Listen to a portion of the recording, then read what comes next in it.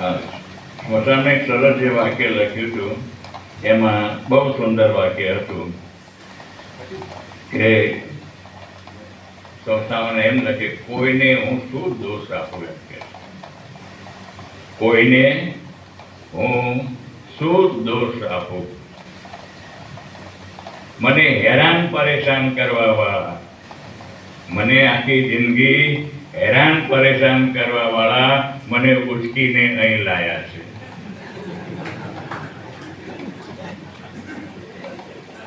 અને આ જ લોકો હવે શું કરશે? આ જ લોકો મારો અગ્નિ સંસ્કાર કરે. આ જ મને બાળો છે કે આ મારા સગા, આ મારા સગા કહેવાય કે જો હું આવું કે ચીજ નથી. હા, એક સરસ હતું મારી પાસે આવ્યું, हिंदी में सामभ्यो,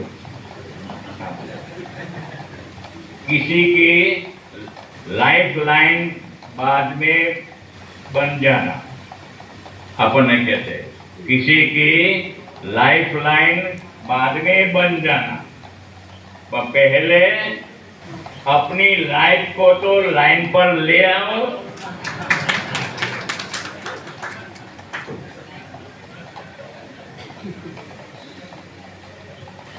બીજું એક સરસ હતું અને આપણે બધા જાણીએ છીએ, પણ ચામાં માખી પડ્યું શું થાય? શું કરીએ આપણે? પી જઈએ? શું કરીએ? શું કરીએ આપણે? ચામાં માખી પડી હોય એમ કે છે, ચાય में મક્ખી ગીરે તો શું કરીએ આપણે? ચા ફેંકી દઈએ. ફેંકી દઈએ ને? બહુ શીખવા, સાંભળવા જેવું, શીખવા જેવું છે. અને એની જ માખી બીજી માખી ઘીમાં પડે તો શું કરીએ આપણે? તો શું કરીએ આપણે? ઘી ફેંકી દઈએ. આમાં અમુક તો છે ને ચૂસીને મૂકી દે, ભાજી એક વાર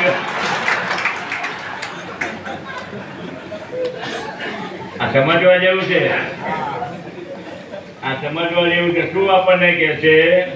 બહુ સમજવા જેવું. એ એમ કે છે આપણને કે મक्खी फेंकता है, बराबर, घी नो ना के माखी फेंकी दे.